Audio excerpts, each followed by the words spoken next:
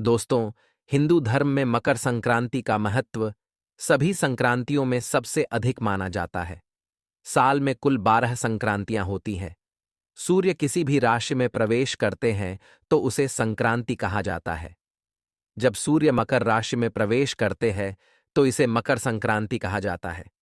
मकर संक्रांति के दिन सूर्यदेव की उपासना करने से बहुत ही ज्यादा शुभ फल प्राप्त होते हैं। साल भर सूर्यदेव की कृपा प्राप्त होती है और व्यक्ति के जीवन में बहुत ही महत्वपूर्ण बदलाव होते हैं।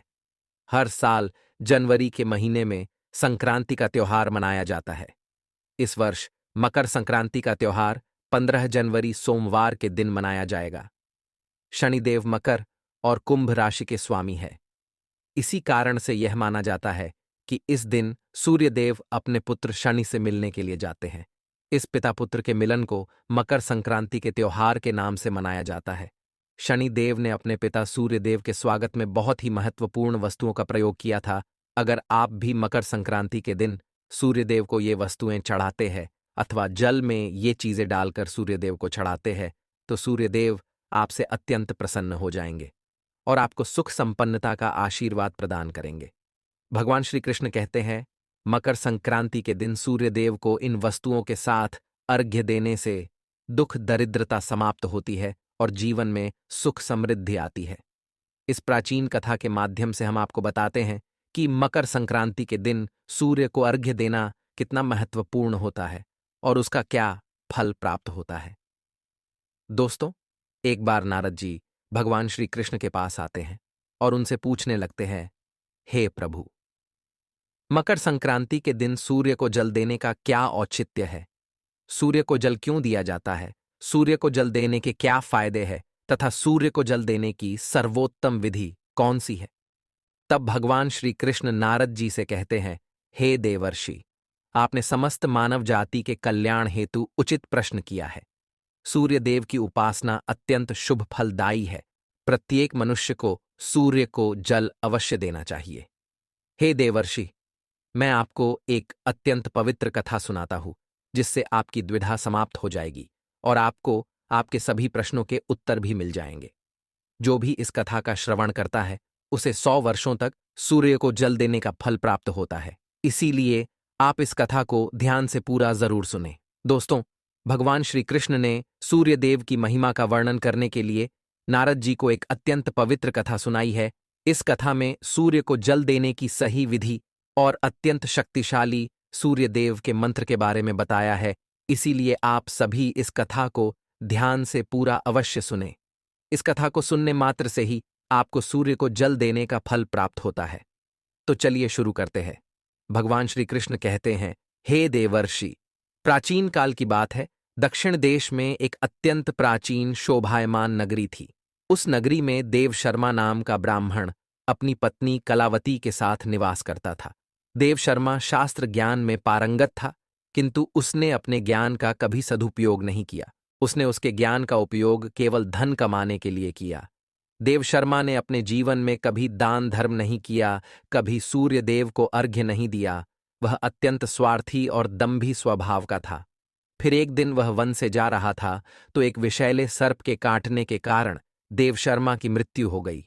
मृत्यु के बाद देव शर्मा को यम के दूत यमलोक लेकर गए। वहां यमराज ने देव शर्मा के पाप और पुण्य का मूल्यांकन किया और देव शर्मा को नरक में डाल दिया। देव शर्मा अनेकों वर्षों तक नरक में सजा भुगतने लगा और फिर उसे प्रायश्चित करने के लिए फिर से मनुष्य जन्म की प्राप्ति हुई। उसका दूसरा जन्म एक गरीब क्षुद्र के घर पर हुआ। दूसरे जन्म में उसे अत्यंत दुख भोगने पड़े। उस शूद्र के बड़े होते ही उसके पिता ने उसका विवाह एक युवती से करा दिया और फिर वह उस युवती के साथ वन में ही झोपड़ी में रहने लगा। विवाह के बाद अनेक वर्षों तक उस शूद्र को कोई संतान नहीं हुई। इसीलिए वह और भी अधिक दुखी रहने लगा। लेकिन इतने में ही उसके दुख समाप्त नहीं हुए। कुछ वर्षों के बाद दैवयोग से उसके शरीर में भयंकर कोढ़ का रोग उत्पन्न हुआ और वह भयंकर कोढ़ के रोग से पीड़ित हो गया। उसके शरीर पर अनगिनत जख्म हुए जिनसे पस निकलता रहता था। वह कोढ़ी शूद्र अब कुछ काम भी नहीं कर सकता था और दिन भर घर पर ही पड़ा रहता। उसकी पत्नी एक पतिव्रता नारी थी। उसने पति को कोढ़ होने के बाद भी उसका साथ नहीं छोड़ा और वह उसकी नित्य सेवा करती रहती थी।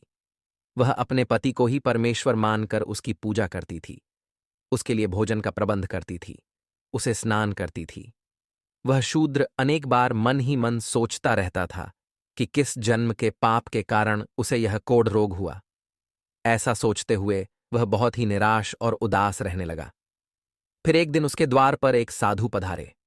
उस कोढ़ी शूद्र की पत्नी ने उन साधु महात्मा की बड़ी सेवा की, जिससे प्रसन्न होकर उस साधु ने उस कोढ़ी की पत्नी को वर मांगने के लिए कहा। तो कोढ़ी की पत्नी ने कहा, हे महात्मा, मेरे लिए मेरे पति ही सर्वस्व है, वही मेरे स्वामी है, अतः आपसे विनती है कि मेरे पति का रोग दूर करे और उन्हें पहले के जैसा बना दे। इस पर उस साधु महात्मा ने कहा, हे देवी, ये रोग तुम्हारे पति को उसके पिछले जन्म के कर्मों के कारण प्राप्त हुआ है। यही विधि का विधान है, मैं इसमें हस्तक्षेप नहीं कर सकता। ईश्वर मनुष्य को उसके पाप कर्मों का दंड अवश्य देते हैं, कोई भी इससे चूक नहीं सकता। किंतु मैं तुम्हें इसका उपाय बता सकता हूं। इस रोग से बचने के लिए केवल एक ही उपाय है, तुम अपने पति को लेकर सूर्यदेव की शरण में जाओ, सूर्यदेव की नित्य उपासना करो। सूर्यदेव की कृपा से तुम्हारा पति कोढ़ से मुक्त हो जाएगा और उसे कामदेव के समान सुंदर रूप प्राप्त होगा। फिर उस साधु महात्मा ने उस स्त्री को सूर्यदेव की उपासना की विधि बताई। उस विधि को जानकर उस कोढ़ी की पत्नी ने अपने पति के साथ मिलकर पूरी निष्ठा और श्रद्धा से सूर्यदेव की उपासना की और देखते ही देखते कुछ ही दिनों में उसका पति पूरी तरह से ठीक हो गया। वह कोढ़ के रोग से पूरी तरह से मुक्त हो गया और सूर्यदेव की कृपा से उसे सुंदर रूप, बलवान शरीर तथा धन संपत्ति की प्राप्ति हुई और वह कोढ़ी शूद्र बहुत धनवान बन गया। हे नारद, अब मैं तुम्हें सूर्यदेव को प्रसन्न करने की विधि और मंत्र के बारे में बताता हूं, जिसे करने से मनुष्य के सभी रोग नष्ट होते हैं, उसे उत्तम स्वास्थ्य और सुख समृद्धि की प्राप्ति होती है। रोज सूर्यदेव को जल चढ़ाना एक ऐसा नियम है जो मनुष्य के जीवन में बहुत बड़ा बदलाव ला सकता है। सूर्यदेव प्रकाश, सकारात्मकता, इंद्रिय संयम, ऊर्जा आदि के देवता हैं। सूर्यदेव को मात्र जल चढ़ाने से सभी संकट दूर हो सकते हैं। हर समस्या का समाधान सूर्य को जल अर्पण करने से ही प्राप्त हो सकता है। सूर्य देवता की उपासना करने से आत्मा की शुद्धि होती है और मनोबल बढ़ता है। सूर्योदय के समय सूर्य की किरणों से वातावरण पवित्र और सकारात्मक बन जाता है। यदि प्रतिदिन सुबह स्नान करके सूर्य देवता को मंत्रों का उच्चारण करते हुए जल चढ़ाते हैं तो इसके कई फायदे होंगे। कुंडली में अन्य ग्रहों की तरह ही सूर्य के शुभ या अशुभ स्थिति में होने से जीवन पर भी इसका शुभ या अशुभ प्रभाव पड़ता है। कुंडली में सूर्य यदि शुभ स्थिति में होता है तो समाज में भरपूर मान सम्मान, यश और प्रसिद्धि मिलती है। वहीं कुंडली में यदि सूर्य अशुभ स्थिति में हो तो इसके विपरीत परिणाम मिलते हैं। इसलिए कुंडली में यदि सूर्य की स्थिति मजबूत करनी है तो कुछ चीजें पानी में डालकर सूर्य देव को अर्घ्य देने से शुभ परिणाम प्राप्त होते हैं। अर्घ्य देने से तात्पर्य यह है कि सूर्य देवता को भक्तिभाव से जल अर्पण करना। ये जल आप दोनों हाथों की ऊंजल बनाकर या तांबे के पात्र में शुद्ध जल भरकर उसे सूर्य देवता को समर्पित करें। लेकिन ध्यान रहे कि यदि हाथों की ओंजल बनाकर सूर्य देवता को अर्घ्य दे रहे हैं तो अपने हाथों की तर्जनी और अंगूठे को एक दूसरे से जोड़कर ना रखें, यानी कि एक दूसरे का स्पर्श ना होने दें। दोनों हाथों के अंगूठों को फैलाकर रखें। यदि हम तर्जनी और अंगूठे को जोड़कर रखते हैं तो यह राक्षसी मुद्रा बन जाती है और इस मुद्रा में सूर्य को अर्घ्य देना अशुभ माना जाता है। यदि आप पात्र में जल भरकर सूर्य देवता को अर्घ्य दे रहे हैं तो भी उस पात्र को दोनों हाथों के अंगूठे का स्पर्श ना हो, इसका ध्यान रखें। अर्घ्य देते समय अपने दोनों हाथों को ऊपर उठाकर पात्र को पकड़े और सिर झुकाकर रखें। सूर्य देवता को अर्घ्य हमेशा सूर्योदय के समय देना चाहिए। उगते हुए सूर्य की उपासना करना हमेशा ही शुभ होता है। सूर्योदय के 2 घंटे बाद अर्घ्य देने का कोई भी औचित्य नहीं होता है। यदि किसी कारणवश आप सूर्योदय के समय अर्घ्य ना दे सके तो 3 बार अर्घ्य देने के बजाय 4 बार अर्घ्य दें और सूर्य देवता से क्षमा मांग लें। इससे दोष कम हो जाता है। सूर्य को जल तांबे के पात्र में ही देना चाहिए। तांबा को सूर्य देव की प्रिय धातु माना गया है, इसीलिए सूर्य को जल देने के लिए केवल तांबे से बने पात्र का ही प्रयोग करना चाहिए। अन्य धातुओं से बने पात्रों में सूर्य को अर्घ्य देने से कोई लाभ प्राप्त नहीं होता है। परमात्मा ने सूर्य को जगत में प्रकाश करने, संचालन करने, अपने तेज से शरीर में ज्योति प्रदान करने तथा जठराग्नि के रूप में आमाशय में अन्न को पचाने का कार्य सौंपा है। इसी कारण से तांबे के पात्र में रखे जल को पीने से व्यक्ति पेट से जुड़े रोगों से भी मुक्त हो जाता है। उस तांबे के पात्र में गंगा जल या पवित्र नदियों का जल भरें। यदि ऐसा संभव नहीं है तो शुद्ध जल का प्रयोग करें। मात्र जल से कभी भी अर्घ्य नहीं देना चाहिए। जल के पात्र में जल के साथ मुख्य रूप से कोई भी लाल फूल, लाल चंदन और अक्षत जरूर डालें। आप चाहें तो इस जल में थोड़ा सा घी, शहद, दूध या गुड़ इत्यादि भी मिला सकते हैं। खासकर मकर संक्रांति के दिन जल में तिल और गुड़ डालकर सूर्य देव को जल चढ़ाना चाहिए। शनिदेव तिल और गुड़ से ही सूर्य देव का स्वागत किया था। अगर आप भी सूर्य देव को इस प्रकार से अर्घ्य देंगे तो निश्चित है सूर्य देव आपकी मनोकामनाओं को पूर्ण करेंगे। सूर्य देव को अर्घ्य देने का सही समय तब होता है जब सूर्य लालिमा लिए हो, अर्थात जब प्रातःकाल में सूर्य लाल रंग का दिखाई दे तो उस समय अर्घ्य देना सर्वश्रेष्ठ फल देता है। मित्रों, यदि सूर्य को अर्घ्य देने का संकल्प लिया है तो यह संकल्प कभी नहीं तोड़ना चाहिए। जितने दिनों का भी संकल्प लिया हो उतने दिन सूर्य को अर्घ्य अवश्य देना चाहिए। यदि आप संकल्प को पूरा नहीं कर सकते तो ऐसा संकल्प नहीं करना चाहिए, इससे सूर्यदेव रुष्ट हो जाते हैं। भगवान श्री कृष्ण ने सूर्यदेव को जल देने का मंत्र बताया है जिसका उच्चारण अवश्य ही करना चाहिए। वह मंत्र इस प्रकार है, ओम खकोलकाय नमः। इसके अलावा ओम घृणी सूर्याय नमः। इस मंत्र का जाप भी कर सकते हैं।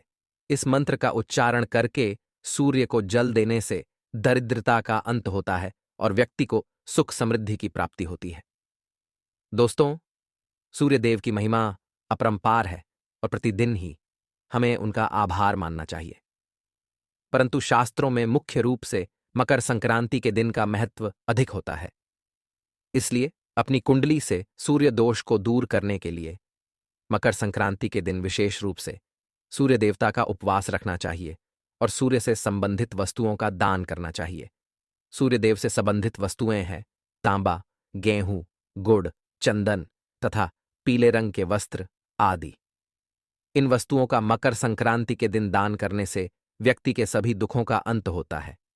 यदि व्यक्ति बीमार है अथवा घर में सूतक है या अन्य कोई समस्या है जिसके कारण वह सूर्यदेव को अर्घ्य नहीं दे पा रहे हैं तो इसके लिए शास्त्रों में मानस पूजा का प्रावधान किया गया है, यानी कि मनुष्य अपने मन में ही सूर्यदेव को अर्घ्य दे सकते हैं।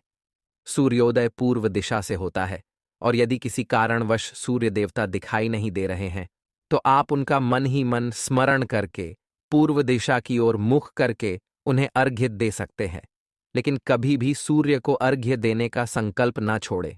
तो दोस्तों, इस प्रकार से आप भी सूर्यदेव को अर्घ्य देकर सूर्यदेव की कृपा प्राप्त करें। आपको यह कथा कैसी लगी कमेंट करके जरूर बताएं। जानकारी अच्छी लगी तो वीडियो को लाइक जरूर करें। कमेंट में जय सूर्यदेव और जय श्री कृष्ण जरूर लिखें। साथ ही चैनल को सब्सक्राइब करें। आप सभी का